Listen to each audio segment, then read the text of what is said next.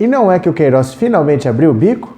Ficamos sabendo dessa vez por ele mesmo tudo que vem acontecendo esse tempo todo, mas parece que não vai dar em nada. Vem comigo que eu vou te explicar.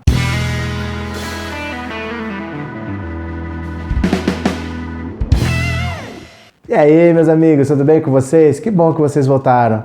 Tá chegando pela primeira vez? Muito prazer, meu nome é Roberto Cardoso. Deixa eu perguntar uma coisa para vocês. Quando eu falo em Fabrício Queiroz, o que você pensa? Porque até dezembro ninguém sabia quem era esse cara, ninguém nunca tinha ouvido falar, né? Porém, o Fabrício Queiroz apareceu assim que começou o governo Bolsonaro, porque estourou um escândalo de que tinham sido depositados alguns cheques, vários cheques de R$2.000, na conta da Michele Bolsonaro, a esposa do presidente. E esse Fabrício Queiroz tinha feito os depósitos. Como assim? O motorista estava depositando dinheiro na conta da patroa. É o patrão que deposita dinheiro para o funcionário, mas era o funcionário que estava depositando para o patrão. E picadinho de R$2.000. Por que isso estava acontecendo? Aí as coisas começaram a vir à tona aos poucos, né? Ficávamos sabendo que estava sendo investigado um esquema de rachadinha dentro do gabinete do Flávio Bolsonaro. Então ele contratava funcionários, ele contratava assessores. O Queiroz ia lá, pegava uma parte do salário desses assessores e depois depositava de volta para a família Bolsonaro.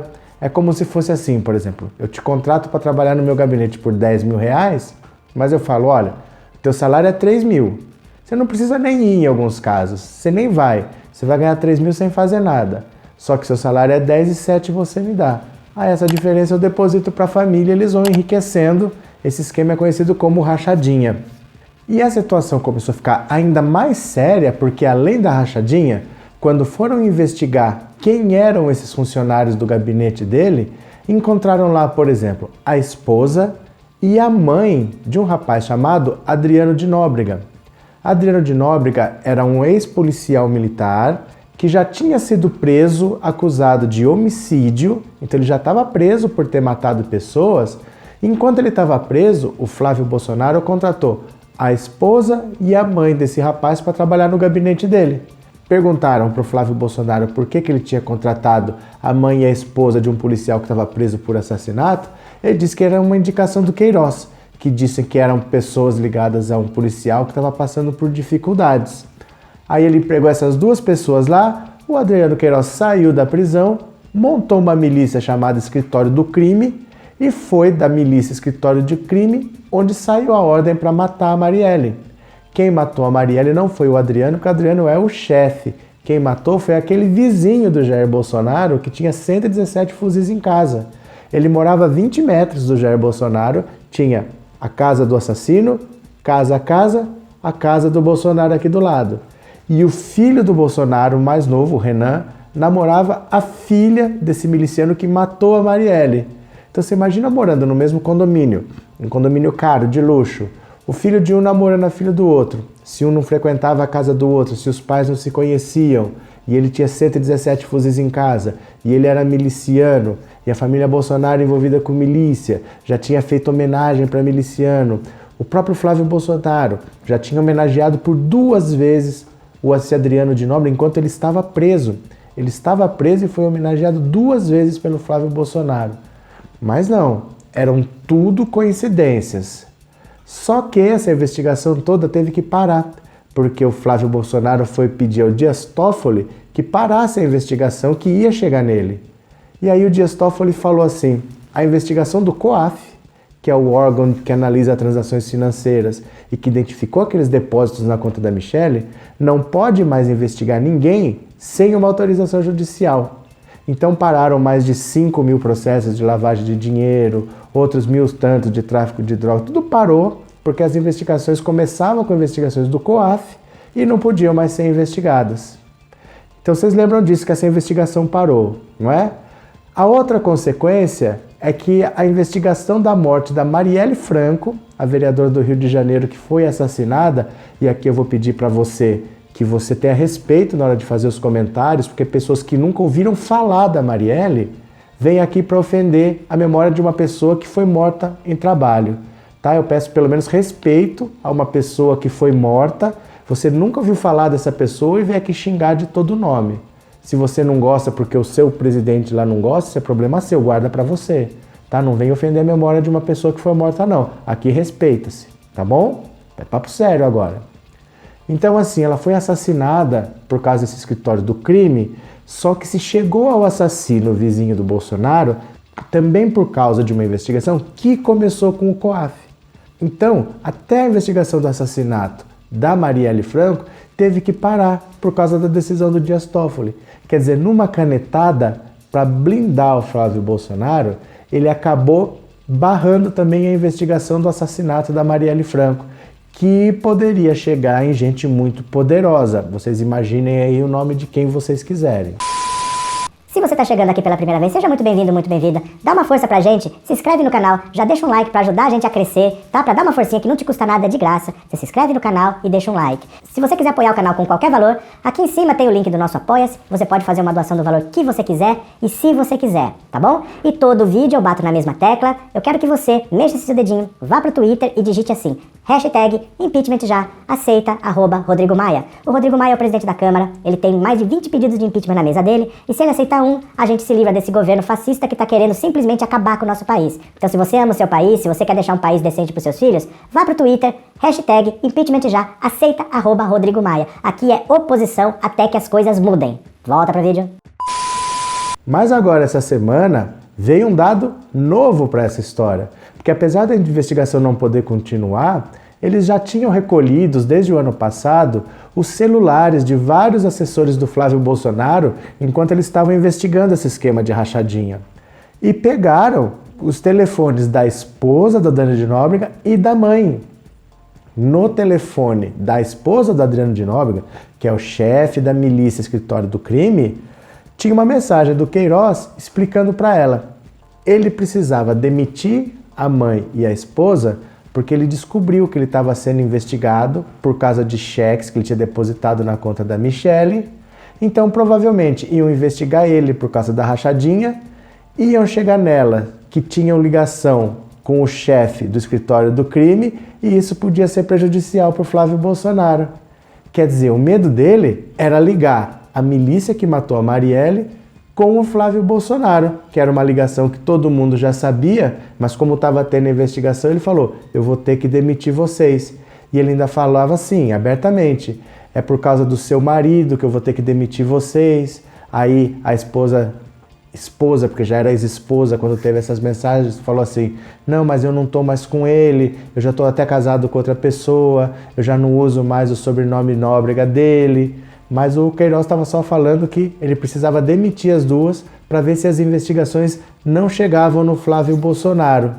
Então você percebe que assim, tudo estava indo para chegar no Flávio Bolsonaro, a investigação da morte da Marielle, a investigação da rachadinha. Aí depois foram descobrir, por exemplo, a mãe desse Adriano de Nóbrega, ela tinha um restaurante. Esse restaurante, você vai na junta comercial, no endereço que está registrado o restaurante. No mesmo imóvel tem registrado outro restaurante. É isso mesmo, no mesmo prédio, na junta comercial, aquele endereço é dado como tendo 2 restaurantes no mesmo lugar. Esse outro restaurante pertence a uma outra milícia que se chama Rio das Pedras, que é a milícia mais sanguinária do Rio de Janeiro. Então, no mesmo endereço, tem registrado 2 restaurantes, não sei como isso é possível. Um pertence à mãe do Adriano de Nóbrega, que é o chefe do escritório do crime, e a outro restaurante pertence a um outro miliciano. E tudo se fechando. Mas essas investigações todas tiveram que parar por causa de uma canetada do Dias Toffoli. O próprio Queiroz, não que ele tenha chegado e falar, mas pegaram conversas de WhatsApp dele com a mãe do Adriano de Nóbrega, dizendo: olha, eu preciso demitir vocês, porque senão as investigações podem ligar o Flávio Bolsonaro à milícia escritório do crime responsável pela morte da Marielle Franco. Esse era o medo do Queiroz. Aí o Queiroz sumiu, ficou 6, 7 meses desaparecido depois disso, foi encontrado agora pela revista Veja. Aí você se pergunta, por que a revista Veja consegue achar o Queiroz e a polícia não consegue? Não é que a polícia não consegue, a polícia sequer estava procurando, porque com a canetada do Dias Toffoli, o Queiroz não é réu de nada, ele não é investigado em nada, não consta nada contra o Queiroz. E aí você percebe o tipo de aparelhagem que está sendo feito. Por isso eu trago um pouquinho para a razão você, bolsominion querido. Você que tanto vem me xingar aqui e que fala assim, vocês são contra o combate à corrupção, vocês defendem bandido, vocês querem soltar preso. Você está defendendo um governo que está destruindo todo o sistema de segurança, todo o sistema de defesa que nós temos contra a bandidagem, contra assassinos, só para defender o filho. Tudo está sendo desmontado numa canetada. Milhares de investigações tiveram que parar para não atingir o filho do Bolsonaro. A investigação de um assassinato de uma legisladora, de uma vereadora em exercício, teve que parar porque começou com uma investigação no COAF que o Dias Toffoli disse que não poderia ter. E você está defendendo essa gente. Você está defendendo o miliciano que está matando gente inocente no Rio de Janeiro. Vocês já repararam que no Rio de Janeiro está tendo todo dia ataque lá do Witzel, o helicóptero passa atirando, estão matando um monte de gente? Você acha que ele está matando bandido.